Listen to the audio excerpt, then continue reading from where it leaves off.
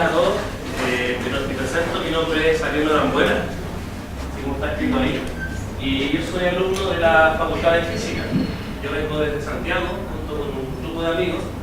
Todos hacemos ciencia. Éramos 4 físicos y una bióloga. 2 amigos ayer se regresaron a Santiago porque tenían cosas que hacer, y ahora quedamos solamente 3 de los 5 inicialmente. ¿Qué estamos haciendo acá en Punta Arenas? Nosotros desde el día lunes hasta hoy día viernes, hoy finalizamos esta actividad, hemos estado recorriendo por cada día un colegio. Y por cada colegio que hemos visitado, nosotros damos inicio con un ciclo de charlas. Vamos a hacer 2 charlas en esta ocasión. La charla que voy a dictar yo va a ser una charla introductoria a lo que es la luz desde el punto de vista de la física. Y vamos a hacer un viaje de exploración. En ese viaje de exploración nosotros vamos a ir discutiendo cómo el ser humano ha ido descubriendo mediante experimentos, ha ido descubriendo las propiedades de la luz. Y no solamente las propiedades de la luz que ustedes pueden observar cuando ven un arcoíris o cuando ustedes ven la luz que llega desde el sol, sino que también vamos a ver cómo podemos utilizar convenientemente las propiedades de la luz para poder hacer ciencia. Y con esas propiedades de la luz se van a dar cuenta de que nosotros vamos a poder hacer algo muy interesante. Lo que vamos a poder hacer es lo que sale escrito ahí, que la luz es nuestra manera de descubrir el mundo. ¿Ya? Entonces vamos a partir con una de las cosas más fundamentales. La luz tiene ciertas propiedades. Seguramente alguno de ustedes se ha dado cuenta de que la luz tiene ciertas propiedades que quizás hasta algunos de ustedes las conocen. Por ejemplo, ¿alguno de ustedes sabe con qué velocidad se mueve la luz?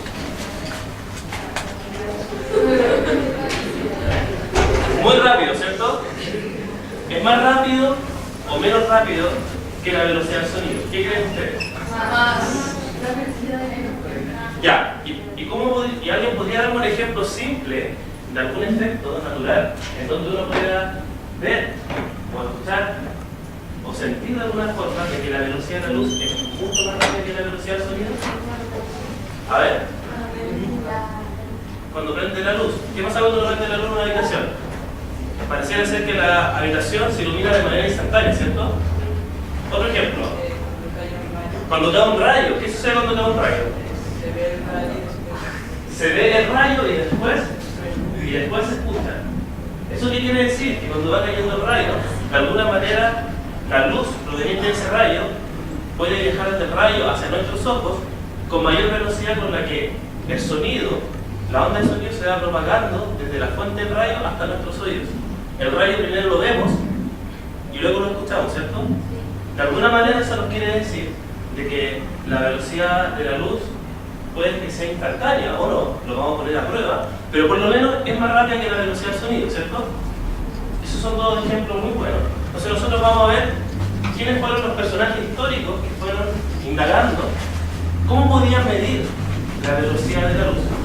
¿Y por qué medir? Porque aunque ustedes no lo crean, grandes pensadores de la historia como Aristóteles, ¿han escuchado alguna vez de Aristóteles? En Grecia, él creía de que la luz se movía de un punto a otro de manera totalmente instantánea. Eso quiere decir que para Aristóteles la luz era algo que tenía una velocidad infinita, no muy grande, algo infinito. No importa qué tan lejos estaba el lugar donde tenía que llegar la luz se propagaba de manera instantánea. Pero nosotros vamos a poner a prueba eso. Vamos a ver si es que funciona acá la electricidad. Vamos a acercarlo. Muy bien. Perfecto. Entonces vamos a ver una primera propiedad que es la velocidad de la luz.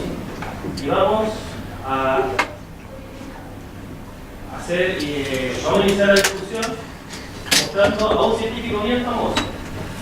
Hay un científico bien famoso que es el padre de la ciencia moderna. ¿Ustedes saben quién es el padre de la ciencia moderna? O alguno de los padres de la ciencia moderna. Esos primeros científicos que fueron haciendo experimentos para poder descubrir el mundo. ¿Han escuchado el nombre Galileo Galilei? ¿Qué saben sobre Galileo Galilei? A ver.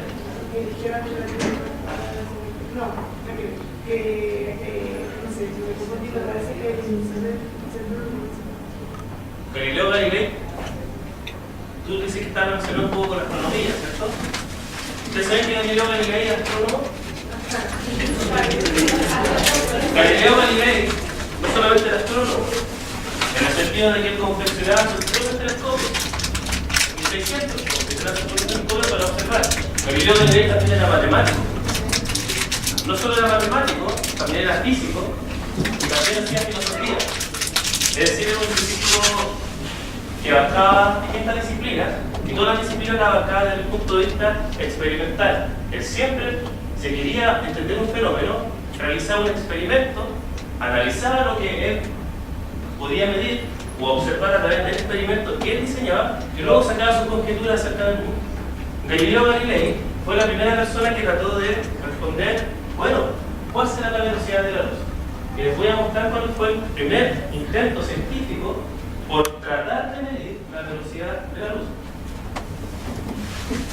A ver si es que esto...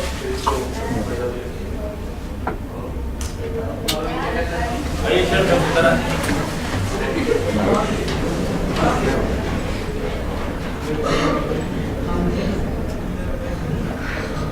Ya. Bueno, ahí está Galileo Galilei. No sé si lo pueden ver ahí. Y el primer intento por tratar de medir la velocidad de la luz fue llevado a cabo por este científico. ¿Ya? Fue en el año 1638, o sea, hace bastante tiempo. ¿Y qué es lo que hizo Galileo Galilei? Bueno, como anécdota, Galileo Galilei, antes de tratar de medir la velocidad de la luz, él había medido la velocidad del sonido. La velocidad que discutíamos antes. ¿Ustedes saben cuánto es la velocidad del sonido? ¿Qué tan rápido se propaga el sonido? La velocidad del sonido aproximadamente son como 340 metros por segundo, que es bastante rápida. En un segundo recorre 340 metros. Pero la velocidad de la luz, toda la gente de la época tenía la intuición de que era algo mucho más rápido que eso. ¿Y cómo fue lo que hizo? Bueno, Galileo Galilei, cuando quiso medir la velocidad del sonido, hizo el experimento con un amigo. El amigo se alejó a una gran distancia y se fue con un cañón. Galileo Galilei, por otra parte, se alejó del cañón y se fue con un péndulo. ¿Para qué se llevaba el péndulo? Porque con el péndulo él podía contabilizar el tiempo. Un péndulo, imagínate una cuerda, un hilo, que en el extremo de abajo tú colgas una masa y el péndulo tú los hace oscilar. Y por cada oscilación tú puedes contabilizar el tiempo. Era una manera de que él tenía su propio reloj para poder medir el tiempo. Dime. Exactamente. ¿Han ido a Valdivia? ¿Fuiste a Valdivia? ¿Y de qué tamaño es el péndulo? Es un péndulo muy grande que hay en Valdivia. Si que algún día van, lo pueden ver. El péndulo es una manera bastante simple de poder contabilizar el tiempo. Y lo que hacía Galileo Galilei para contabilizar el tiempo era decía, bueno, ponía al amigo muy lejos, el amigo se iba con el cañón y el amigo empezaba a disparar las balas de cañón cada cierto tiempo. Y él contabilizaba con su péndulo cuántas oscilaciones daba el péndulo y cada cuánto tiempo, en términos de las oscilaciones del péndulo, él escuchaba los disparos de cañón. Y sabiendo la distancia que estaba el amigo, él podía calcular, podía calcular la velocidad utilizando distancia y tiempo. Y él encontró que la velocidad del sonido se propagaba casi a 340 metros por segundo, en una medición muy exacta. Entonces dijo, yo puedo medir la velocidad del sonido, entonces ¿por qué no medir la velocidad de la luz? Que hizo un análogo, una analogía al experimento del sonido. Lo que hizo fue que su amigo se fue a un punto muy lejano, por allá. Y Galileo Galilei estaba por acá. Y cada uno tenía lámparas. Y estaban separados a una distancia aproximada de unos 3 kilómetros. 3 kilómetros de distancia. Y cada uno se fue con su lámpara.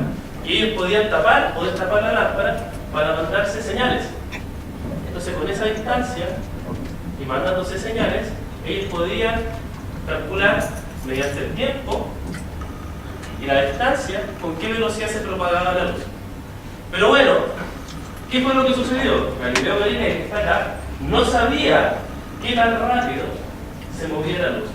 Y él no sabía que en esa distancia de 3 kilómetros la luz solamente se demoraba, desde este punto a este punto de acá, se demoraba en viajar 10 microsegundos.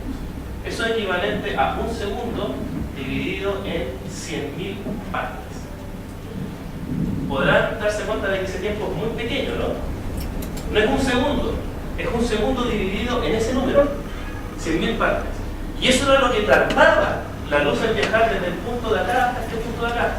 Es decir, la luz viajaba mucho más rápido incluso que el tiempo que requiere un ser humano para poder reaccionar. Y por lo tanto era incapaz de poder medir cuál era esa velocidad de la luz con este método, porque la distancia a la que estaban separadas era demasiado corta para poder medir una velocidad tan grande. Y por lo tanto Galileo Galilei no pudo medir con este experimento la velocidad de la luz. Lo que sí pudo conjeturar es que si es que la velocidad de la luz fuera finita, tenía un valor mucho más grande que la velocidad del sonido. Así que Galileo Galilei lo intentó, pero no lo pudo conseguir. Pero no todas las cosas son malas, y Galileo Galilei hizo otros descubrimientos que después pudieron servir a descubrir cuál es la velocidad de la luz. Uno de los experimentos más notables de Galileo Galilei fue de que él confeccionara telescopios. ¿Para qué? Para poder observar los objetos que están muy lejos. Y él podía observar desde la Tierra, hacía observaciones, y a él le interesaba mucho observar planetas muy pequeños que orbitaban en torno a Júpiter. Y esta es una imagen real, más moderna. Eso que espera ahí, ese punto pequeñito que proyecta una sombra, es una luna. Júpiter tiene una luna, así como la Tierra también tiene una luna que orbita en torno a la Tierra. Galileo Galilei pudo descubrir 4 lunas que orbitaban en torno a Júpiter. Y esa luna en particular, recibe un nombre, se llama Io, y es esa luna de ahí, está en tamaño real. Es como muy parecido en tamaño a la luna que tenemos nosotros, ¿cierto? Pero tiene un color totalmente distinto. Galileo Galilei tenía una frase que decía: doy gracias a Dios que ha tenido a bien hacerme el primero en observar las maravillas ocultas a los siglos pasados, porque nadie antes había podido observar eso. La mayor maravilla de todas ellas es el descubrimiento de 4 nuevos planetas. A esto se refería a las 4 lunas que él descubrió. Y esta luna, Io, aunque ustedes no lo crean, sirvió para que apareciera otro científico y él sí pudiera medir de manera más exacta la velocidad de la luz. ¿Quién fue? Romer. Este astrónomo hizo un experimento 30 años después del intento de Galileo Galilei. Pero este experimento pudo ser llevado a cabo gracias a las observaciones de Galileo Galilei. Si miran la imagen de acá, yo les voy a explicar cuál fue el razonamiento que él hizo para poder medir la velocidad de la luz. Lo que hizo básicamente es decir, miren, supongamos que esto de acá es Júpiter, y Júpiter tiene una luna, Io, esa luna de color amarillo que era la luna que mostraba la transparencia anterior, y esa luna está orbitando. Imagínense entonces que ese es el Sol, ¿cierto? Una carita, y este círculo de acá es la órbita de la Tierra en torno al Sol. Entonces, aunque ustedes no lo crean, Robert estuvo la mitad de un año haciendo mediciones y él observaba y él analizaba el momento en que Io pasaba justo detrás de Júpiter y por lo tanto se eclipsaba y luego volvía a aparecer. Y él contabilizaba y él tenía un método para poder estimar tiempos, los cuales se demoraban en llegar la luz de Io hasta la Tierra. Y él se dio cuenta de algo notable. En su época, 1676, él observó de que cuando la Tierra estaba en este punto, en el punto L, la luz que viajaba desde este punto hasta acá tomaba un tiempo menor que la luz que viajaba desde este punto a este punto de acá. Es decir, cuando él hacía mediciones acá y cuando él hacía mediciones en este punto, los tiempos que él podía calcular eran distintos. Y eso decía, Romer dijo, lo que está pasando, esta fue su hipótesis, lo que puede estar sucediendo es que la luz no viaja a la misma distancia de aquí hasta acá que de acá hasta este punto. Y esa distancia adicional que tiene que viajar hace que la luz tarde más en llegar a la Tierra. Y él pudo estimar esa distancia, si se fijan, es una distancia bastante grande. ¿Cuánto es eso? 1.500.000 kilómetros. Son mucho más que los 3 kilómetros que utilizó Galileo Galilei para medir la luz. Y por lo tanto, tenía una distancia mucho más grande y con eso pudo estimar la velocidad de la luz. El valor al cual llegó Rommel en esa época fue de 220.000 kilómetros por segundo. Y el valor real es ese. La velocidad de la luz sí tiene una velocidad finita, y Rommel fue el primero, el astrónomo danés fue el primero en poder medir un valor de la velocidad de la luz. Ese es el valor de ahí, escrito en metros por segundo. En kilómetros por segundo serían 300.000 kilómetros por segundo. Chiquillos, en un segundo, la luz que sale de cualquier fuente de luz, en un segundo recorre 300.000 kilómetros. El sonido tiene 340 metros por segundo. El sonido en un segundo recorre 340 metros. La luz, 300.000 kilómetros. Es mucho más rápida, y el valor que se acepta hoy día es este. Y además, lo que se sabe hoy en día es que la luz no solamente es muy rápida, es la mayor velocidad a la cual se puede propagar cualquier objeto o cualquier información en el universo. No hay nada que se pueda propagar más rápido, no hay ningún objeto que se pueda propagar más rápido que esta velocidad. Es una velocidad límite del universo. ¿Por qué? Porque eso es lo que se ha observado. Así es la naturaleza. Entonces, si se fijan, esto es una primera propiedad, la velocidad de la luz. Ahora, esto tiene una consecuencia. Si la velocidad de la luz tiene un cierto valor y no es instantánea, esto tiene una consecuencia enorme. Y acá yo les voy a hablar de una. Y esta es una frase bastante bonita que dice: cuando miramos al cielo, miramos al pasado. ¿Pueden reconocer esta imagen de acá? Yo le puse ahí, Observatorio Municipal de Mamayuca, La Serena, Chile. Esto está en La Serena, en nuestro país. Cuando uno va, y una vez estuve en Mamayuca, ¿tú igual fuiste? Al Valle del Elqui. Cuando uno va al Valle del Elqui, que estuve este verano en el Valle del Elqui, y uno camina, y uno sale un poco de las zonas luminosas de la ciudad para no tener tanta contaminación lumínica, se va a los lugares que están más solitarios, y uno puede observar el cielo. Y cuando uno mira el cielo, uno está mirando hacia el universo, ¿cierto? Cuando uno mira el universo, cada uno de esos puntos brillantes y esos colores que incluso en Mamayuca se pueden observar, todos esos puntos brillantes es luz que viaja desde lugares muy lejanos del universo hasta nuestros ojos, ¿cierto? Pero como la luz tiene una velocidad de propagación finita, cada uno de esos puntos brillantes o esos colores que están ahí, que también es luz, ha tenido que viajar desde muy, muy, muy lejos para llegar a mis ojos. Es decir, que cuando yo puedo observar cada uno de estos puntos, esa luz ha viajado de lejos a llegar a mis ojos. Y lo que yo veo no es la estrella en el momento actual.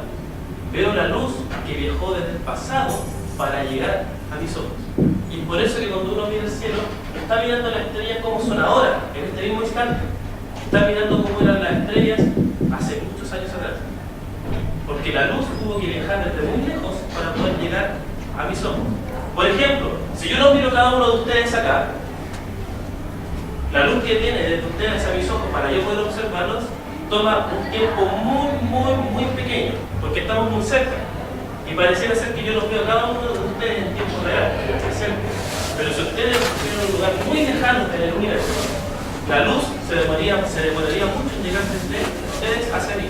Y cuando los logre ver, estaría viendo algo del pasado.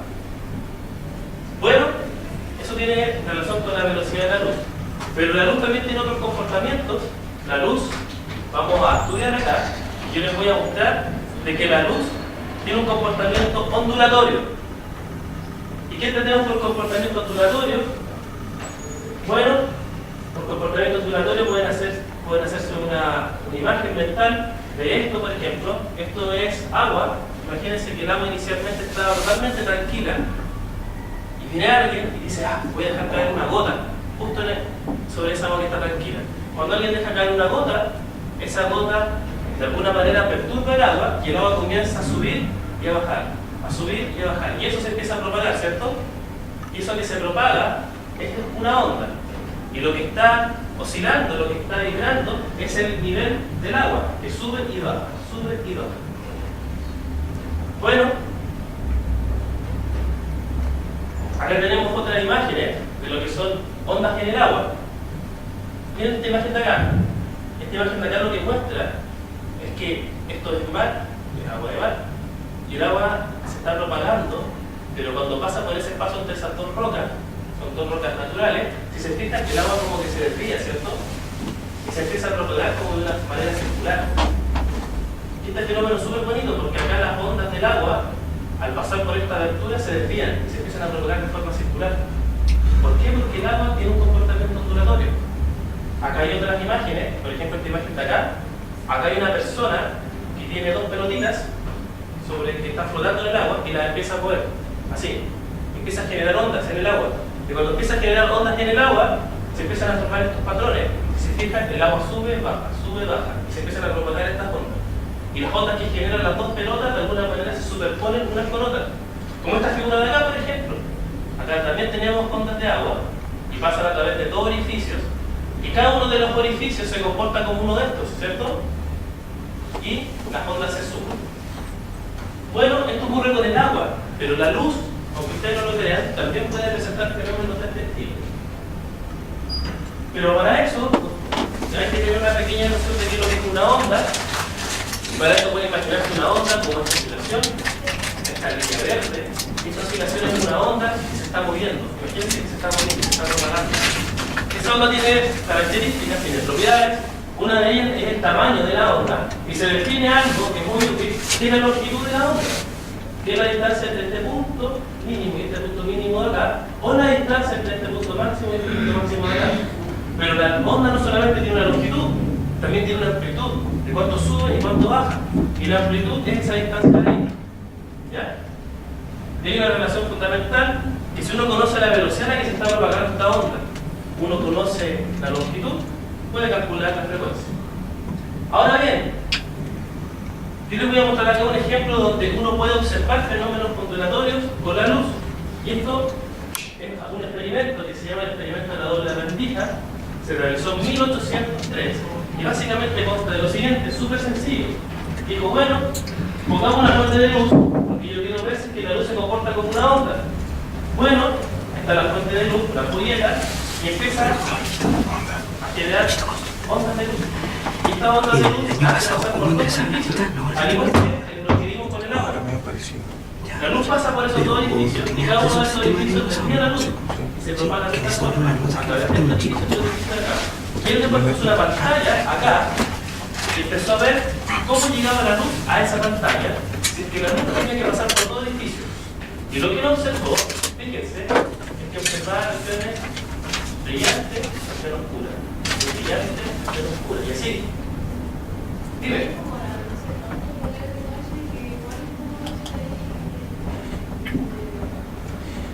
Ah, tú dices que acá puede ser como la luz del auto, acá una luz de acá, una luz de acá, y se propaga así, se propaga así. Voy a hacer una analogía, por ejemplo, bastante buena. Pero ¿qué es lo que observamos acá? Pregunta, ¿tiene preguntas? Ah, que como pensé que había levantado la mano. ¿Qué es lo que observamos acá, chiquillos? Y esto es lo fundamental. Si se fijan, acá está ocurriendo algo bastante extraño. Porque, primero que todo, si todas las ondas van a dar a la pantalla y todas las ondas tienen información de luz, es luz que está llegando a la pantalla, porque hay lugares que a pesar de que a toda la pantalla se ilumina, porque hay lugares en la pantalla que se ilumina? Porque hay sitios de la pantalla donde al parecer no está llegando luz. Y lo que está sucediendo es que las ondas tienen un comportamiento bastante particular. Y acá les voy a mostrar algo. Las ondas chiquillas se pueden sumar, se pueden restar. ¿De qué manera? Acá tenemos una imagen de lo que sería la suma o resta de ondas. Esta es la primera figura de acá. Uno tiene dos ondas, una onda azul y una onda roja. Y si se fijan, el punto máximo de la onda azul coincide con el punto máximo de la onda roja y el punto mínimo de la onda azul coincide también con el mínimo de la onda roja. Y si yo la sumo, lo que se genera al sumar azul más rojo es la onda verde. Y si se fijan, la onda verde es una onda cuya amplitud es el doble de las ondas originales. Es decir, al sumarse estas ondas, la amplitud crece. Esto es un fenómeno que se llama interferencia, que que es cuando uno suma ondas. Pero también tenemos otro caso, que es el opuesto al primero. El primero se llama interferencia constructiva y este segundo se llama interferencia destructiva. La interferencia destructiva es totalmente lo opuesto, fíjense. La onda azul, el máximo, coincide con el mínimo de la roja y el mínimo del azul coincide con el máximo de la roja. Entonces si yo sumo ahora azul más rojo, lo que obtengo es una onda que no tiene amplitud. Con este concepto, si es que nos devolvemos lo que teníamos anteriormente, podemos entender algo. Si se fijan, la onda que se genera acá es como que se aniquiló. Si yo sumo azul más rojo, se destruye la onda. Y si volvemos a lo anterior, podemos entender, lo que está ocurriendo, y esta es una interpretación del científico. Dijo, las zonas brillantes corresponden a lugares donde las dos ondas que están llegando llegan de esta manera. Coincide el punto máximo de una onda con el punto máximo de la otra. Y se suman de manera tal de que se genere una onda de una amplitud mayor y por lo tanto sí yo puedo ver luz. ¿Y cómo veo luz? Una franja brillante. Pero los sitios donde están oscuros, lo que está sucediendo es esto. El mínimo de la onda azul coincide con el máximo de la otra onda y por lo tanto una aniquila a la otra. Y al aniquilarse desaparece la luz. Está llegando luz, pero se está aniquilando y por lo tanto yo veo estas regiones sombreadas. Y ahí está la explicación. La luz se puede explicar como una onda y es por eso que uno observa este patrón en una pantalla. Bueno, sigamos entonces y ahora vamos a dar otro paso. Que las ondas no solamente uno observa comportamientos ondulatorios de la luz en el agua. Por ejemplo, ¿alguien de acá toca algún instrumento? ¿Qué instrumento tocas? Toca guitarra. ¿Qué guitarra toca? Guitarra eléctrica, guitarra acústica, guitarra clásica, guitarra acústica. ¿Hace cuántos años que toca guitarra acústica? Hace un año. Ya. Yo hace 10 años que toco guitarra. ¿Sí? Acá hay un taller de música, ¿cierto? Yo cuando iba al colegio también estaba en un taller de música. De hecho yo tocaba guitarra clásica en mi taller de música. Yo era participante del taller de música. Pero yo partí viejo, yo partí a los 15 años tocando guitarra. Yo he partido antes, quizás hubiese sido músico. Pero acá miren, esa es la guitarra. Yo siempre cuando me ponía a ensayar, yo me acuerdo que practicaba tocando guitarra, y yo tomaba la guitarra y me ponía a tocar. Y yo siempre miraba cómo la cuerda vibraba. Y cuando la cuerda vibraba, yo decía, acá estoy observando algo que está oscilando. Y si uno mira acá, la cuerda también es un tipo de onda cuando uno toca guitarra. Cuando uno tiene una cuerda, imagínense una cuerda, y uno pulsa la cuerda en algún punto, la cuerda comienza a vibrar. La cuerda comienza a subir y bajar en ciertas regiones, a subir y a bajar. Así como el agua también sube y baja cuando dejo caer una gota en un vaso, la cuerda de la guitarra también vibra y es una onda. Pero ¿qué es lo que está vibrando? ¿Cuál es la onda? Lo que está vibrando es la cuerda. La cuerda sube y baja y por eso se genera la onda en la cuerda de la guitarra, ¿cierto? Y cuando uno quiere tocar una nota, acorta la longitud de la vibración de la cuerda, ¿cierto? Pulsando con la mano izquierda en algún traste de la guitarra, ¿cierto? Y uno puede ir jugando y generar melodía, ¿cierto? Bueno, en un tambor sucede algo igual. Yo nunca he tocado percusiones, no soy tan bueno para el instrumento de percusión, pero en las percusiones sucede algo igual. Acá hay un instrumento de percusión y cuando uno golpea con la mano, lo que está haciendo, está deformando la superficie del instrumento. Y la superficie del instrumento se empieza a deformar, sube y baja demasiado rápido, y lo que sube y lo que baja es demasiado pequeño. Pero si uno pudiera poner en cámara lenta cómo vibra la superficie de un instrumento de percusión, y uno pudiera hacer un zoom y decir, wow, lo que está sucediendo es que se deforma la superficie del instrumento, y esa vibración es una onda. Lo que vibra es la superficie del material. En las ondas de agua, lo que sube y baja es el agua, y eso es la onda. La pregunta entonces es, si acá lo que sube y baja es la cuerda, si acá lo que sube y baja es la superficie del tambor, si acá lo que sube y baja es el nivel del agua, entonces, ¿qué es lo que sube y baja en una onda de luz? Entonces, para eso, nosotros vamos a hablar de algo que se llama la gran relación. Y la gran relación es uno de los descubrimientos científicos, uno de los más importantes que ha hecho el ser humano, y lo hizo una persona. Esta persona se llama Maxwell y viene desde Escocia en el año 1861. Ese hombre de barba de ahí pasaba muchos días leyendo sobre cuáles eran los descubrimientos científicos de su época. En su época, muchas personas empezaron a hacer mediciones sobre el comportamiento eléctrico y magnético de la materia. Por ejemplo, ¿qué pasa cuando uno pone una carga positiva y pone otra carga positiva? Se repele, ¿cierto?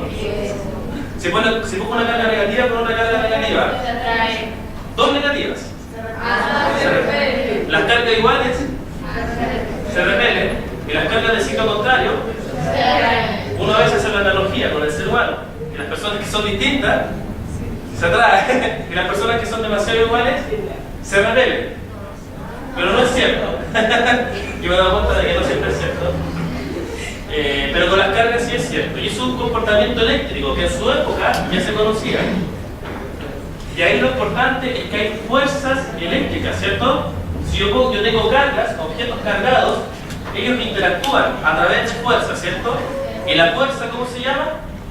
Una fuerza de tipo eléctrica, si es que tengo objetos cargados eléctricamente, ¿cierto? Pero hay otra naturaleza interesante. ¿Ustedes saben lo que es el magnetismo? ¿Alguna vez han jugado con piezas magnéticas? Sí. ¿Alguna vez han tomado un imán? Sí. ¿Y lo han pegado y se les queda pegado en un fierro y no lo han podido sacar? Sí. Bueno, entonces no han jugado con imanes muy poderosos. Yo en el laboratorio donde trabajamos tenemos imanes tan fuertes que cuando se quedan pegados en un fierro es imposible sacarlos. Dime. Lo de los parlantes se pega súper fuerte, ¿cierto? Entonces hay dos cosas. Hay cosas que son las cargas eléctricas, que interactúan por fuerza eléctrica, y los imanes. Los imanes son fuerzas magnéticas, ¿cierto? Bueno, a Maxwell se le ocurrió una idea, y yo creo una de las ideas más revolucionarias para su época. Fue el primer ser humano en darse cuenta, y no solamente se dio cuenta observando, él tomaba las hojas y calculaba, y pudo unificar todos los experimentos de la época en solo 4 expresiones fundamentales. Y lo que él se dio cuenta fue esto: la luz es algo que se propaga en una dirección. Y cuando la luz se propaga, chiquillos, lo que descubrió Maxwell es que el campo eléctrico está vibrando así, como una onda. Pero cada vez que vibra este campo eléctrico y puede generar fuerza eléctrica, al mismo tiempo se va propagando un campo magnético perpendicular, que es el campo eléctrico, esta onda de color azul. Y estas dos ondas, hay una que se propaga así y hay una que se propaga así. Estas dos ondas se van propagando siempre simultáneamente, y la luz es la propagación de estas dos ondas simultáneas. Es decir, la luz es la propagación de una onda electromagnética, porque está el campo eléctrico y el campo magnético al mismo tiempo propagándose. Y por lo tanto, él pudo calcular la velocidad a la que se propaga esta onda y calculó un número. Él no hizo lo mismo que Galileo Galilei, él no hizo un experimento. Él reunió todos los experimentos utilizando matemáticas y calculó ese número. Y para el asombro de él, yo creo que él se fue de espalda, cuando calculó ese número llegó a eso: que la velocidad a la cual se propagaba esta onda electromagnética era 2.99 por 10 a la 8 metros por segundo, es decir, aproximadamente 300.000 kilómetros por segundo. Es decir, esta onda que él descubrió se propaga exactamente a la velocidad de la luz. Y por lo tanto él dijo, entonces, la luz es eso. La luz es la propagación de una onda electromagnética. Y se cuenta la anécdota de que él un día en la noche estaba caminando, quizás con una amiga, con alguien que estaba saliendo quizás, y él iba así caminando por la noche, y en la noche había un farol que iluminaba la calle, y él le dice a su acompañante, mira ese farol que está ahí. Decía, ese farol genera luz, pero yo soy el único en la Tierra que puede entender qué es la luz. No hay ningún ser humano que entienda mejor la luz que yo. Y eso es muy cierto. Gracias a él se hicieron los grandes avances tecnológicos relacionados con toda la parte eléctrica que ustedes conocen hoy en día y toda la parte magnética, porque él fue el que unificó esta idea. Tengo un poquito más de tiempo. Existe algo que se llama el espectro electromagnético, y acá viene algo notable. El tamaño de las ondas que se propagan, las ondas que propagan luz, tienen distinto tamaño. Hay ondas tan grandes que pueden medir 1 kilómetro. Hay ondas tan grandes que miden kilómetros, esas son las ondas de radio, ¿ya? Que nosotros utilizamos. Pero hay ondas muy pequeñas que incluso pueden ser del tamaño del núcleo de los átomos que conforman la materia. Es decir, las ondas pueden ser muy grandes o muy pequeñas. Y lo que el ser humano logra ver con el ojo es solamente esta región de acá, esa pequeña región. Que si uno la amplía, es la región visible que recorre desde el rojo hasta el azul. El ser humano ve esta porción de acá, no puede ver ni esta parte de acá. Pero eso no tiene ningún problema. No podemos ver esa parte, pero nosotros podemos utilizar la luz de manera inteligente para poder ver lo que nuestros ojos no pueden observar. Y eso hacemos, utilizamos la luz para poder medir cosas pequeñas o cosas grandes. Por ejemplo, uno puede mandar luz a la luna y estudiar el tiempo en que viaja el láser para llegar a la luna y rebotar, y uno puede calcular la distancia a la cual está la luna con respecto a la Tierra. Y se puede medir con tanta precisión de que la distancia de la luna puede ser medida con milímetros de precisión utilizando la luz. Es decir, la luz nos puede servir como una regla para medir distancia. Pero no solamente podemos medir distancias grandes, también podemos medir distancias pequeñas. Aquí hay un ejemplo de cómo uno tiene un material que tiene estos átomos, que son los puntos negros, y cada material está formado por distintos átomos. Cuando uno quiere estudiar cristales, por ejemplo, ¿has visto un diamante o no? La figura de un diamante, ¿sí? Uno toma un diamante, pero el diamante tiene una estructura. El diamante está formado por átomos, ¿ya? Y los átomos se organizan de cierta manera, ¿cierto? Si uno hace incidir luz sobre los átomos, la luz rebota con los átomos y se desvía. Y las ondas se pueden sumar de esta forma, puede salir esta onda de acá y esta onda de acá. Y si yo las sumo, si se fijan, el punto mínimo consigue el máximo. Y estas dos ondas tienden a generar una onda muy pequeña en amplitud, ¿ya? Y eso da a la pantalla en un punto, y en ese punto se ve un punto oscuro, porque la luz que se sumó se aniquiló. Pero si la luz rebota en un ángulo distinto, pueden salir dos ondas que se sumen y se observa un punto brillante en una pantalla. Bueno, el ser humano ha hecho estos experimentos, toma un material, por ejemplo una estructura cristalina, le hace incidir esta luz y después una pantalla fotográfica ve cómo se ven los puntos brillantes y los puntos oscuros. Por ejemplo, para la sal, cloruro de sodio. Esta imagen de acá muestra lo que el ser humano ha podido reconstruir como estructura atómica a partir de una pantalla. El ser humano hace el experimento y hace incidir luz sobre un cristal, la luz se desvía y se genera un patrón en una placa fotográfica, y la placa fotográfica nos muestra estos puntos brillantes y regiones oscuras. Y el ser humano no conoce la estructura, pero mirando este patrón puede deducir de la estructura de la sal que hicimos. Y así como el ser humano indaga la estructura. Hay un ejemplo notable. Yo creo que todos ustedes saben la importancia del ADN. ¿Ya? El ADN tiene, cuando uno hace el mismo experimento, incidir luz, rayos X sobre ADN, sobre una placa fotográfica se ve. Y la primera persona que hizo eso fue Rosalind Franklin, una mujer, en 1953. Tomó fuentes rayos X, lo hizo pasar a través de una muestra de ADN y observó cómo se iluminaba la placa fotográfica. Y dijo, bueno, eso fue lo que yo medí. Llegaron dos científicos y analizaron estos datos acá y dijeron, mira, para que uno observe ese patrón en la pantalla fotográfica, la estructura del ADN tiene que ser de esta forma, una doble hélice. Y fue la primera vez que el ser humano, a pesar de que con el ojo no puede ver el ADN, con este experimento pudo deducir cómo es la estructura de la doble hélice del ADN. Premio Nobel por este experimento. Y finalmente terminamos la luz como partícula. Imagínense las partículas como objetos que colisionan, una pelota blanca, una pelota roja, chocan y se pueden disparar hacia arriba y hacia abajo, como ustedes lo pueden hacer en una mesa de billar. Esos son partículas, objetos que colisionan y rebotan. La luz también se comporta como partícula.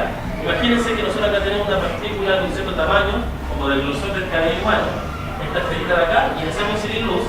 La luz entra a la partícula, se desvía cuando pasa del aire al interior del material y después sale. Y si la luz salió hacia abajo, eso no implica un movimiento hacia arriba de la pelota, porque inicialmente ninguno de los dos objetos tenía movimiento hacia arriba y hacia abajo. Entonces si uno se mueve hacia abajo, en reacción de luz se puede hacia arriba y le imprime una fuerza. Si la luz pasa a través de objetos pequeños y los atraviesa, le puede imprimir fuerzas a los objetos. Es decir, la luz aplica una fuerza sobre esta partícula de acá. Pero si hacemos un experimento más interesante y hacemos incidimos de distintas direcciones, suponiendo que la luz que incidimos de arriba tiene mucho más energía que la luz de abajo, el efecto neto que uno observa es que también se le imprime una fuerza hacia arriba. ¿Ya? Entonces aquí yo les voy a mostrar algo súper bonito, que es un experimento que hicimos en el laboratorio, lo hizo un amigo, Nathaniel, que él, utilizando luz, la hizo así sobre esferitas de plástico, y como la luz le imprime fuerzas a las esferitas, entonces con la luz podemos mover objetos pequeños. Y eso es un concepto que se llama pinzas, que tiene un nombre bien particular, se llama pinzas ópticas. Usted tiene una pinza, ¿cierto? ¿Han utilizado una pinza? Con una pinza pueden tomar un cabello, se pueden sacar una espina, ¿no? Cuando uno se tiene una espina, es bastante molestoso, uno no se la saca con el dedo, ¿cierto? Porque el dedo es muy grande para tomar la espina pequeña, ¿cierto? Pero si uno utiliza la pinza, puede tomar objetos más pequeños, ¿cierto? Bueno, en el laboratorio nosotros también movemos cosas pequeñas, pero nuestras pinzas no son las manos, ni son materiales, nuestras pinzas es la luz. Y lo que hacemos es lo siguiente, él es Nathaniel, él armó este montaje experimental, usamos una fuente de láser, con los espejos podemos mover la luz y así poder controlar en qué punto la luz se va a enfocar, es decir, esta región de acá. La luz viaja y llega hasta un punto en donde nosotros ponemos estas esferitas. Esta esferita de acá es una esferita de plástico, y estas esferitas de plástico son tan pequeñas como el grosor de su cabello. Y estas esferitas de acá se pueden mover, porque si la luz le imprime fuerza a las pelotitas, y las pelotas se mueven a esta región de acá, a este punto central. Y no solamente eso, las pelotitas también se mueven, y si las pelotitas se mueven, a las pelotitas le podemos adherir estructuras interesantes, cosas biológicas, por ejemplo. Le podemos, por ejemplo, adherir a la pelota una proteína. Y nosotros podemos estudiar propiedades de las proteínas, si es que esa proteína la empezamos a estirar o a contraer con una pelotita en este extremo y una pelota en el otro extremo. Es decir, que con estas pinzas podemos no solamente mover objetos, podemos estudiar propiedades de formación, por ejemplo, de proteínas, que son cosas muy pequeñas y para aplicaciones biológicas eso puede ser muy importante. Si uno quiere estudiar propiedades con alguna enfermedad, por ejemplo. Bueno, yo les muestro acá un video. Acá están 5 pelotitas que la atrapó y es para atrapar otra pelotita que está por acá. De repente es para atrapar y atrapó la sexta pelota y formó un hexágono. Puso un filtro y él dijo: ahora tengo las pelotas y las voy a mover, y las comenzó a rotar. Cada una de esas pelotas que está ahí son fritas tan pequeñas como lo que son los cabellos, y nosotros podemos tomarlas, formar una estructura de un hexágono y empezar a rotar ese hexágono solamente utilizando la luz, porque la luz, como decía al inicio de la presentación, es nuestra herramienta científica para poder no solamente explorar el universo, la distancia entre los planetas, no solamente podemos descubrir la estructura del ADN, la estructura de los cristales, con la luz también podemos manipular los objetos muy pequeños y así poder integrar las propiedades de ese mundo desconocido, ese mundo que no podemos observar con nuestros ojos. Así que les dejo un lindo mensaje.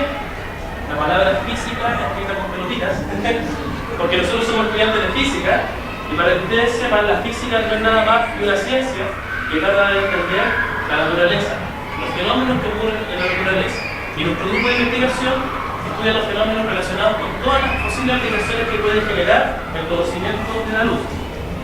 Y este es nuestro equipo. Nosotros somos estudiantes de la Universidad Católica, acá que hizo el experimento. Espero que les haya gustado la presentación, así que